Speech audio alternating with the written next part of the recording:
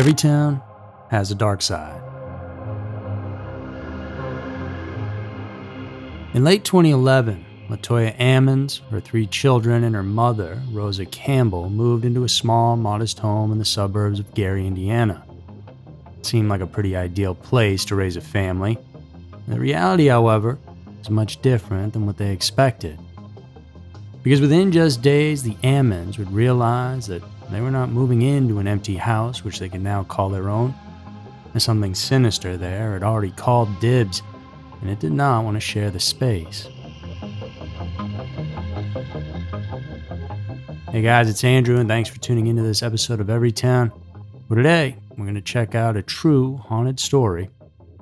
Normally, a tale like this would perhaps be dismissed by many, but the interesting thing here is the Ammons were not the only ones to witness the strange events and experience the terror. Well-respected people within the community saw things with their own eyes that they can now never get out of their heads. So let's head on over to Indiana, check out the strange case of the Ammons family haunting, aka the House of 200 Demons.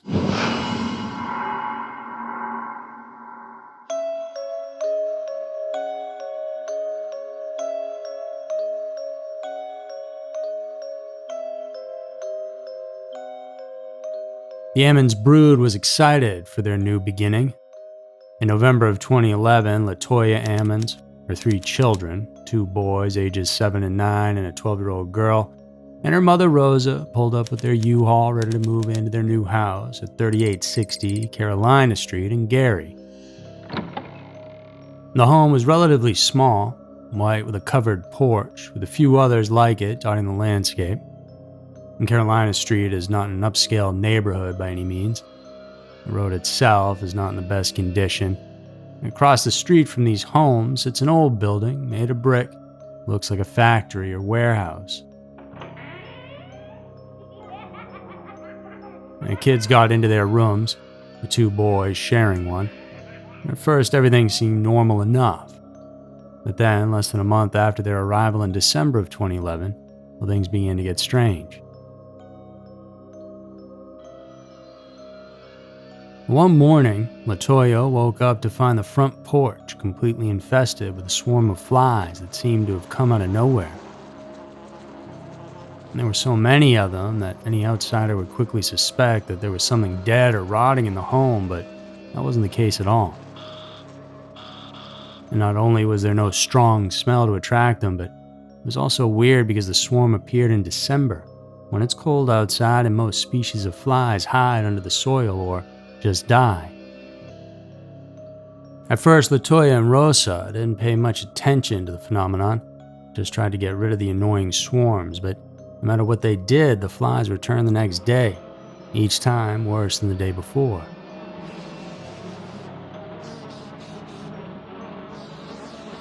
After a while, though, by using enough Raid spray, the swarms disappeared, and there was a sense of relief. And they were happy just to have gotten rid of them, but little did they know, this was just a warning sign of much worse things to come. And soon the Ammons began to feel a bit uneasy in the place that should be the most comfortable for them. One night, for example, when the whole family was sleeping in bed, one by one they each began to wake up from the sound of footsteps coming from the basement stairs. At first, they just tried to ignore them, and they were quiet so they weren't sure what they were. But then they grew louder and clearer, echoing from the basement and into the kitchen and up into the house. After a while, Latoya and her mother had no other choice but to check it out. But they never found anybody, only an open door, one which they always kept shut, and the stairs leading down to the dark and ominous basement below. They wanted to go down the stairs, but something about the scene made it scary to do so. They shut and locked the door and put a chair up against it, and then just tried to go back to bed. So up until this point, the things happening were a bit unnerving, but it wasn't anything that had them thinking they were actually in a haunted house. And a couple nights later, once again in the dead of night, LaToya was awoken by the creaking sound of her closet door slowly opening. And I saw one like coming into full image. It was coming out of my closet. I've never seen it like that before. This entity was a large, unsettling shadow that she watched in disbelief as it left her bedroom and then headed for the living room. Disoriented and still not understanding what she had seen, LaToya jumped up and ran after the strange figure. Perhaps it was an intruder or a prank by one of her children. But what she was about to discover would forever change the way she understood the world entirely. Maybe like 3 in the morning, and they saw this shadowy figure pacing back and forth in the living room. She flicked on the light, and in the blink of an eye, the silhouette had vanished. The mysterious intruder was now gone, but on the floor remained muddy footprints that it left behind.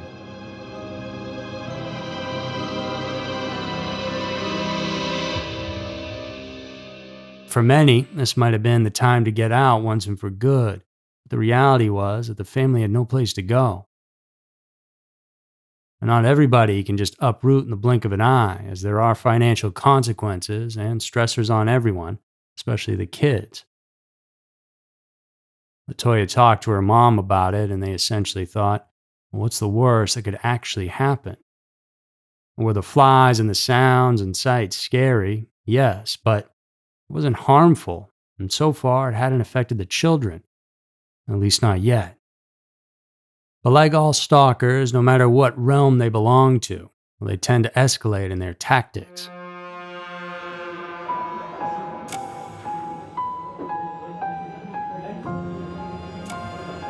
Months later, on March 10th of 2012, LaToya and Rosa were hosting a gathering to mourn the death of a loved one. That evening, a small group of friends and family were staying over when at around 2 a.m., something scary happened. LaToya was sleeping in her mother's room with her 12-year-old daughter and a friend of the girl who was staying over. The woman would never forget what she saw, a sight so shocking that all she could do was call out to her mom amid screams and sobs. Rosa would also never forget it, as there in the middle of the bed, her granddaughter began floating in the air several inches up with the wrinkled bedsheet draped over her body. Everyone in the room was stunned, and led by Rosa, all they could do was pray to the Lord. And the girl began to fall back down to earth, and when she woke up, well, she couldn't remember anything that had happened. Unfortunately, no one was hurt in the incident, but from that day forward, nothing was the same. The visitors who were there soon went home and became experts at finding excuses on why they could never return.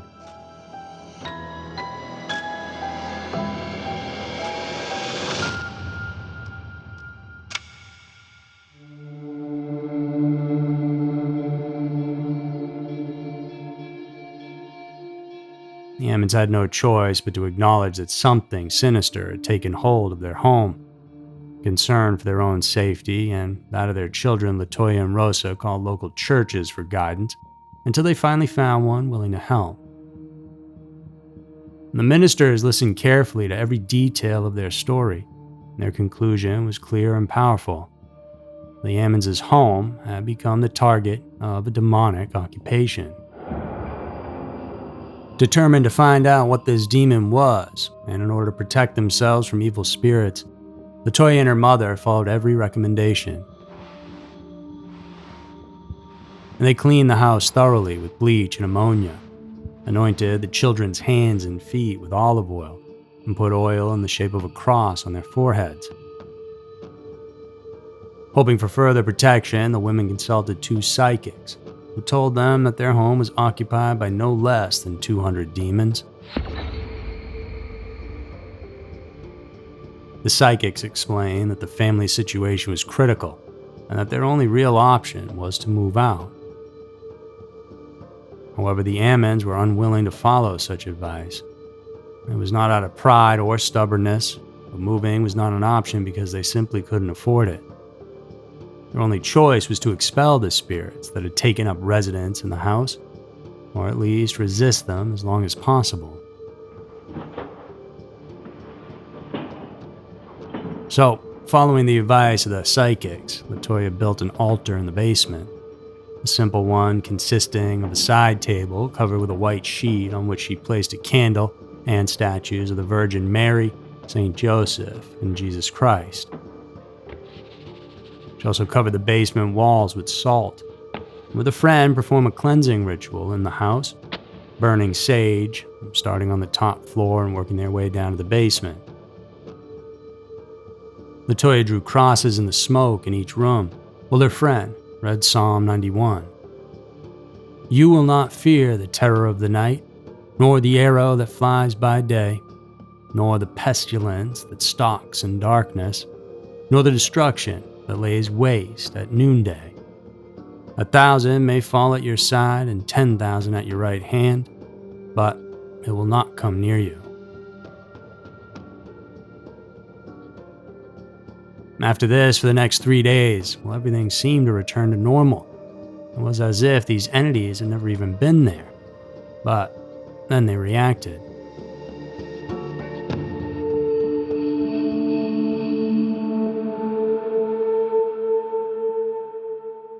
After the first few days of peace, Latoya noticed that her children were starting to act a bit unearthly, for lack of a better term. Sometimes the youngest boy would sit in front of the closet and talk to a child that no one else could see and whose topics of conversation were not very pleasant.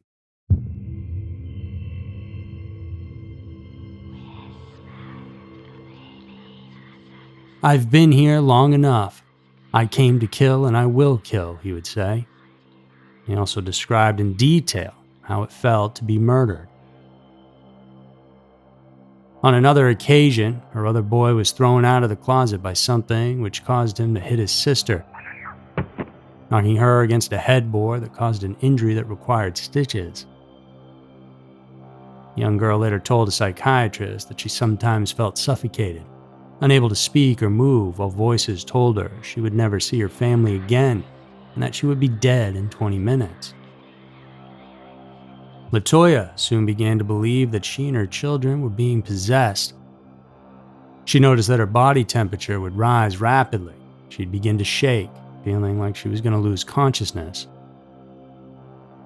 Rosa, however, never experienced anything of the sort, which she attributed to the protection of a guardian angel. By April of 2012, the women took the children to see a doctor at an office park. Upon entering the examination room, the doctor felt an inexplicable sense of dread that he initially tried to ignore. Latoya began to tell her story while the doctor, still struggling with his discomfort, took notes. And suddenly the younger son began to curse aggressively, but not in a child's voice. It was a deep and guttural demonic tone. The little boy was then shot into the air, thrown against a wall without anyone touching him. He fainted. His older brother then lost consciousness, and although the medical staff tried to revive them, they needed more help. Someone in the office called 911, and within minutes, a group of police officers and paramedics rushed the children to the hospital. When the boys woke up, the older one was acting normal, but the other one had seemed to gone completely crazy. He began screaming, fighting, and attempting to attack anyone nearby with such force that it took 3 grown men to completely restrain him. It was chaos. A hospital worker, convinced that the children were being abused, contacted the Department of Child Safety because Latoya appeared to be suffering from a mental illness. The DCS caseworker, Valerie Washington, concluded in her report that neither Latoya nor her children showed any health problems other than the bruises and cuts they say came from their situation at home. The psychiatrist who evaluated Latoya ultimately concluded that she was competent. Later that day, Washington A nurse and Rosa took the children into a small examination room to interview them alone. The situation repeated itself. The youngest child began to growl, fixed his gaze on his brother, and said in a sinister voice, "It's time to die. I'm going to kill you." And the older brother, frightened, ran to his grandmother, and the youngest, out of control, lunged at Rosa and delivered a powerful headbutt to her stomach. But Rosa, the pillar of her family, would not be intimidated. Firmly holding the child's hand, she said, "You're not my grandson. You're a demon." With a twisted smile and a sickly look, the child walked backwards until he reached a wall, breathing heavily with a blank stare in his eyes. And the situation was like nothing these people had encountered, and now many people, both inside and outside the hospital, were certain that a malevolent force was attacking the Ammons family. Among them was Valerie Washington of the DCS.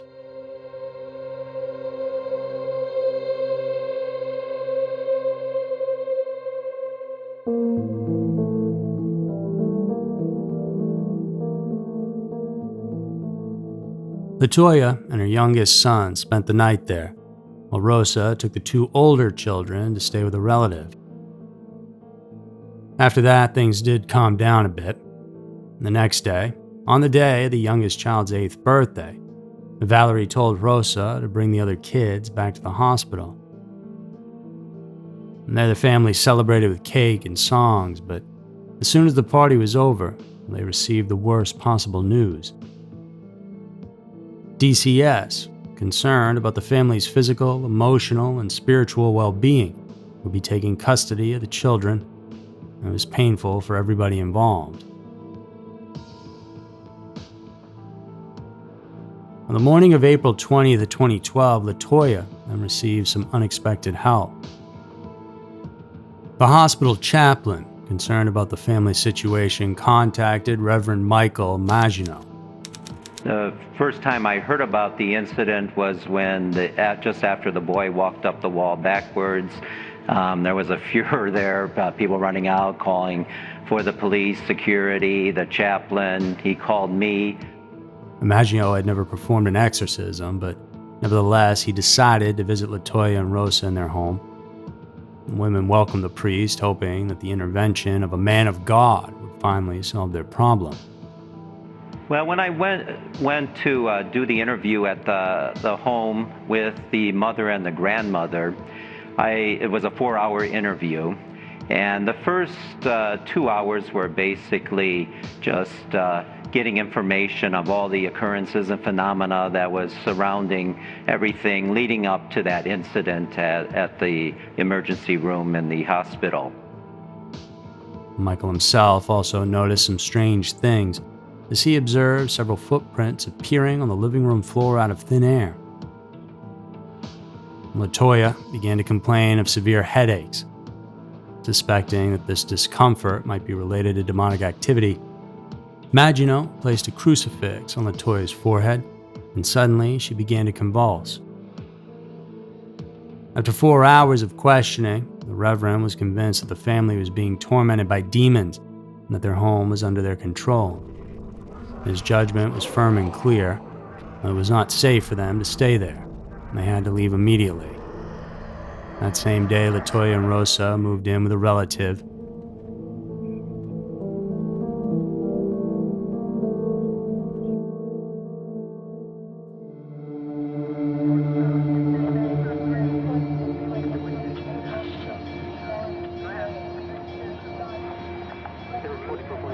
A week later, the DCS sent a full team to the Carolina Street home to determine if this was a safe place for the kids. This team consisted of a Lake County police officer and 2 other deputies, Gary's police captain, and Valerie Washington. Latoya refused to go inside, so Rosa led the group through the house. Now let's see if we got anything.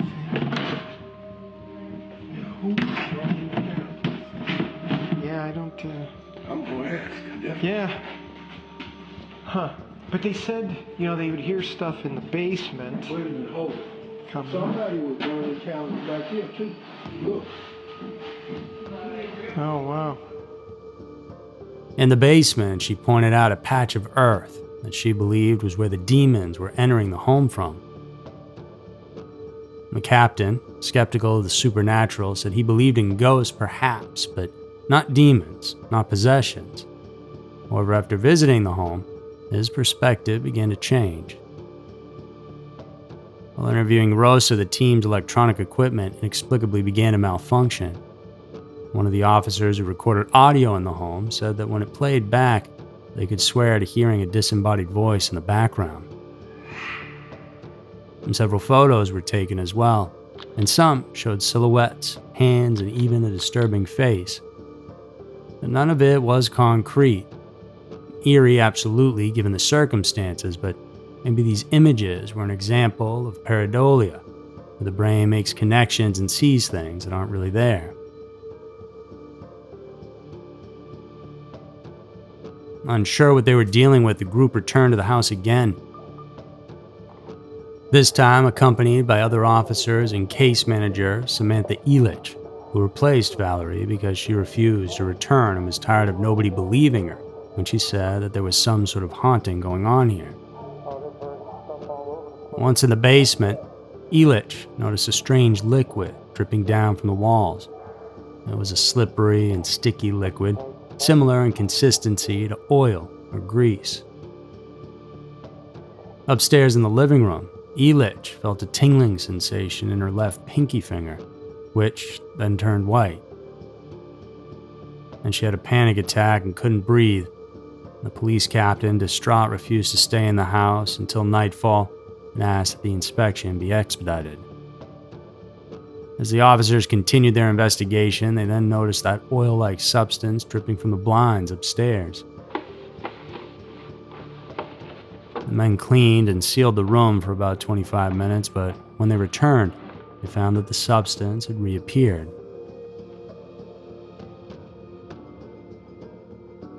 After speaking with Reverend Maginot, they understood that the liquid could only be a demonic manifestation. That night, the Reverend blessed the house before performing a minor exorcism, one that didn't require church approval and included prayers to cast out the demons. The two officers present never dared to claim that the disturbing presence they felt was truly demonic, but they also never denied that the house had a heavy, unpleasant energy. A week later, Elich began to have health problems, and she suffered third-degree burns in a motorcycle accident, broke 3 ribs while skiing, and fractured her hand and ankle, all within the same month. So, was she affected by these demons in a similar way like the Ammons family was, or was that all just a coincidence?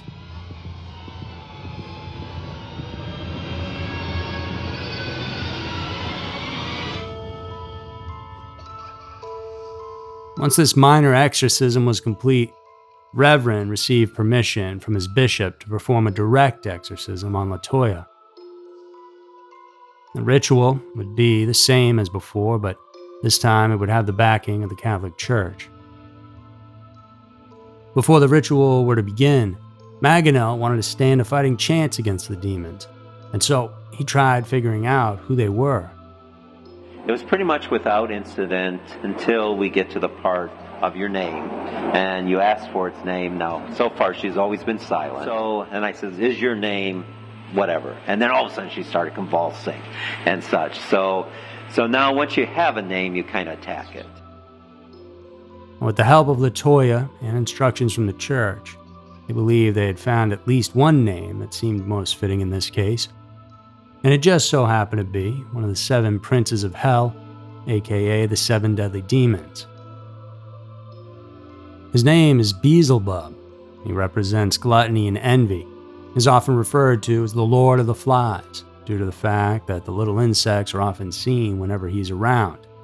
The same infestation that earlier had been found on LaToya's porch. Maginot went on to perform 3 exorcisms in total, 2 in English and 1 in Latin.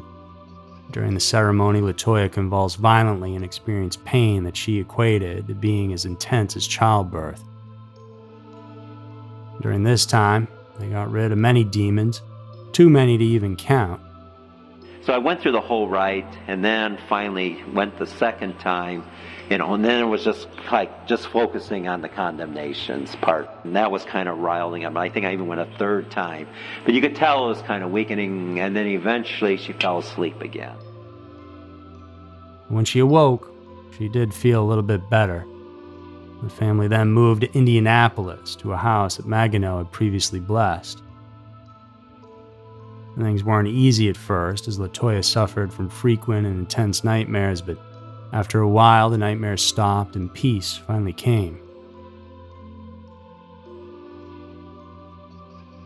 Eventually, a new family moved into the old Ammons house, and fortunately, none of these new tenants reported any paranormal activity.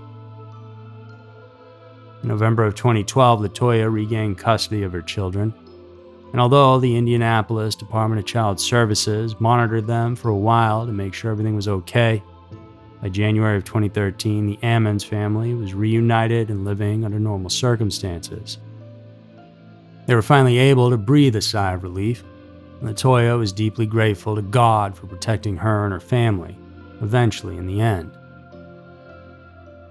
And some people remain skeptical of this entire story, of course, believing it to be either a hoax orchestrated by the Ammons or a case of collective hysteria affecting the children, nurses, and police officers involved. But others believe that perhaps the Ammons were briefly the target of the sadistic and disturbing games of malevolent beings.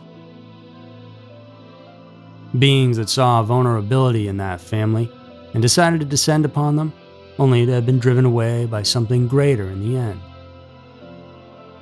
Something that watches over all of us, perhaps protecting us from situations that we can't handle on our own.